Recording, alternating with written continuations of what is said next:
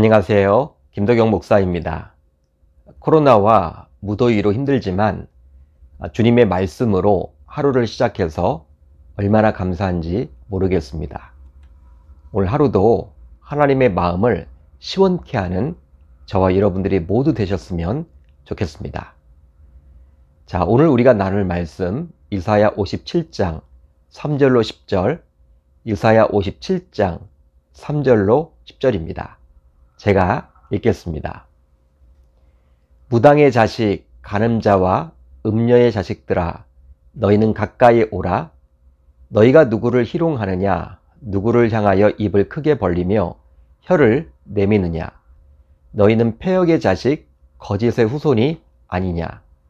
너희가 상수리 나무 사이 모든 푸른 나무 아래에서 음욕을 피우며 골짜기 가운데 바위 틈에서 자녀를 도살하는도다. 골짜기 가운데 매끄러운 돌들 중에 내 몫이 있으니 그것들이 곧 내가 제비 뽑아 얻은 것이라. 또한 내가 전제와 예물을 그것들에게 드리니 내가 어찌 위로를 받겠느냐? 내가 높고 높은 산 위에 내 침상을 베풀었고 내가 또 거기에 올라가서 제사를 드렸으며 내가 또 내 기념표를 문과 문설주 뒤에 두었으며 내가 나를 떠나 벗고 올라가서 내 침상을 넓히고 그들과 언약하며 또 내가 그들의 침상을 사랑하여 그 벌거벗은 것을 보았으며 내가 기름을 가지고 몰래에게 나아가되 향품을 더하였으며 내가 또 사신을 먼 곳에 보내고 소레까지 내려가게 하였으며 내가 길이 멀어서 피곤할지라도 헛되다 말하지 아니함은 내 힘이 살아났으므로 쇠약하여지지 아니함이라. 아멘. 하나님의 말씀입니다. 오늘은 이 말씀을 통해서 문제는 우상숭배야 바보야, 문제는 우상숭배야 바보야, 이러한 제목으로 은혜를 나누겠습니다. 1992년 미국 대통령 선거에서 당시 민주당의 빌 클린턴 후보는 대통령이었던 공화당의 조지 H.W. 부시를 누르고 승리하였습니다. 그런데 당시 빌 클린턴 후보가 선거 기간 내내 구호로 외쳤던 것이 있었으니 바로 문제는 경제야, 바보야 였습니다. 아마도 클린턴 진영에서는 부시 대통령의 불황을 공격하고자 그리 구호를 외쳤던 것이죠. 실제로 이 구호인 문제는 경제야, 바보야, 이런 구호는 당시 유권자들에게 호응을 얻게 되어서 대통령 선거 승리의 1등 공신 역할을 하게 되었습니다. 이 구호에서 오늘 말씀의 제목을 그대로 가지고 왔는데요. 자, 오늘 말씀의 제목은 문제는 우상숭배야, 바보야 입니다.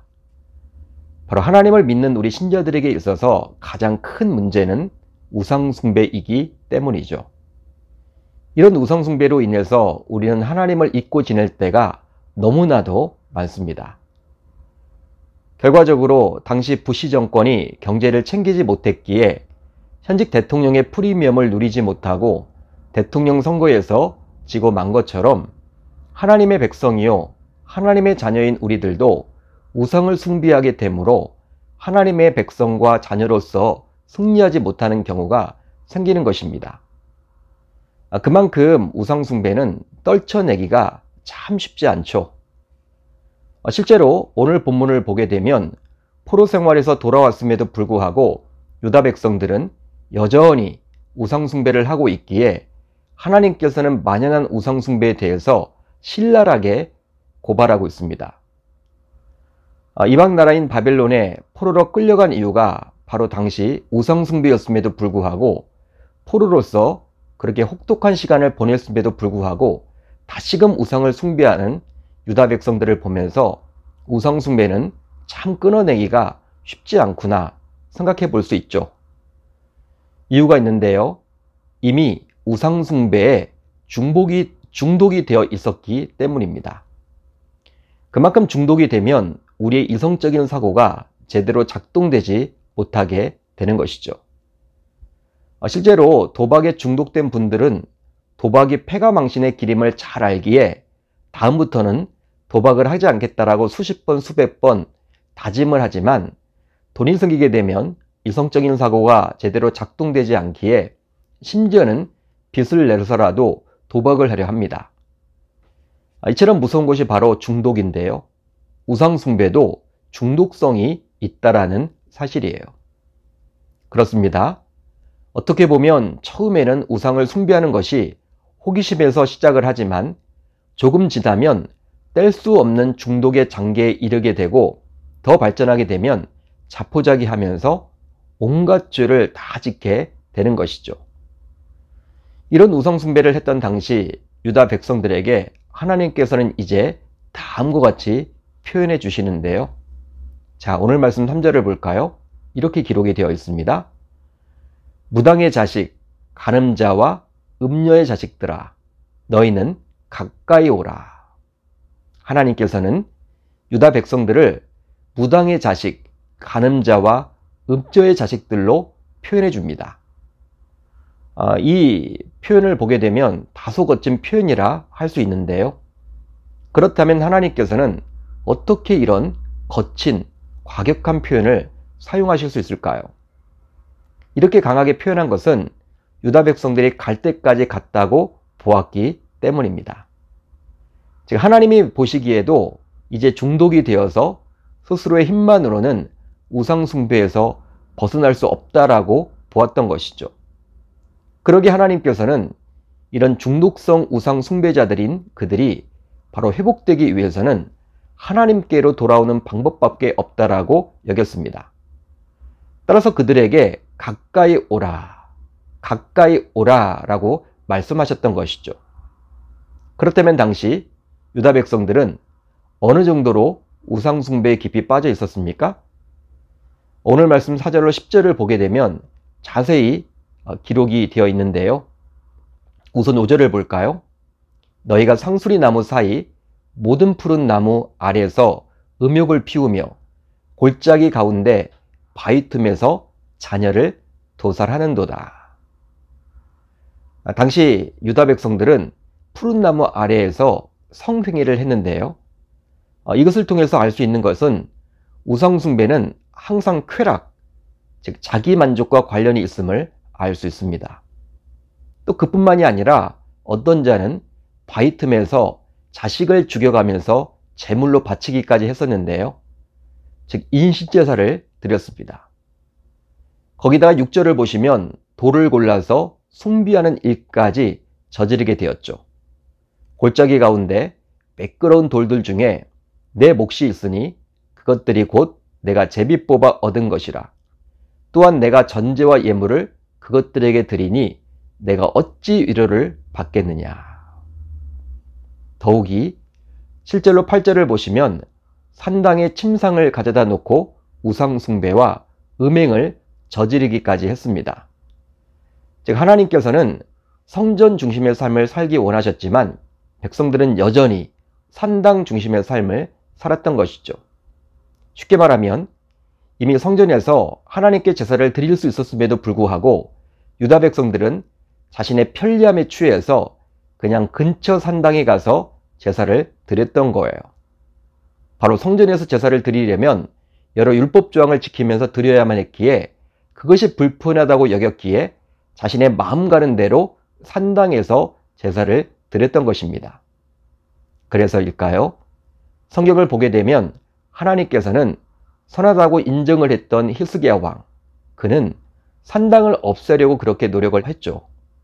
반면에 악한 왕의 대명사였던 므낫세는 아비인 히스기야가 없앤 산당을 다시금 부활시켰습니다. 이제 그뿐만 아니라 그들은 집안, 곧 문과 문설주 뒤에도 우상을 세워 두기까지 했는데요.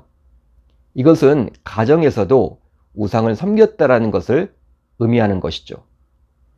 이제 마지막으로 9절로 10절을 보게 되면 이제 여행을 가면서까지 우상을 섬기게 되었습니다. 즉 먼 곳까지 순례를 가서 우상을 섬기고 그 우상들을 자신들의 나라로 수입까지 하게 되었던 것이죠. 한마디로 당시 유다 백성들은 어떤 상황 속에서도 자신의 만족을 위해서, 자신의 쾌락을 위해서 우상을 철저하게 숭배했음을 알 수 있는 것이죠. 사랑하는 성도 여러분, 저는 오늘 말씀을 보면서 신명기 6장 말씀이 떠올랐습니다.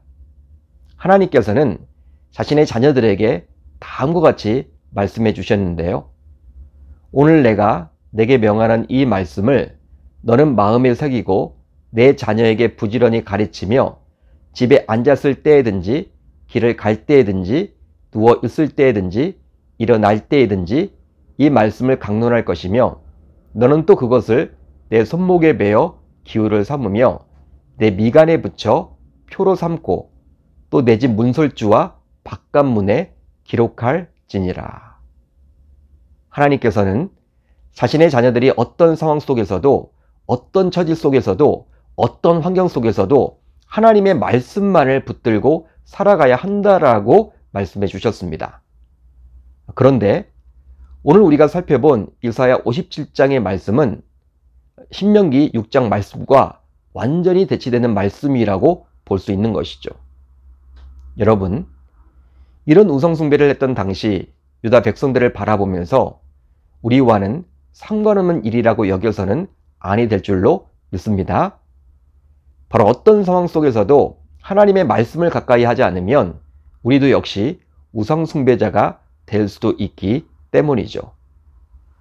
따라서 우리들 모두 이제 우상숭배 중독이 아니라 하나님의 말씀에 중독이 된 자로서 살아가겠노라고 다짐하고 결단할 수 있기를 우리 주님의 이름으로 축원합니다. 축원합니다. 자, 이제 우리 공동체가 함께 나눌 기도 제목인데요. 두 가지입니다. 우선 우상숭배가 아니라 하나님의 말씀에 중독되어 살게 하소서. 다음으로 주님 주신 기쁨으로 올 하루도 승리하게 하소서. 올 하루도 말씀을 붙잡고 기도하는 가운데 하나님의 세밀한 음성을 듣는 저와 여러분들이 다 되셨으면 좋겠습니다.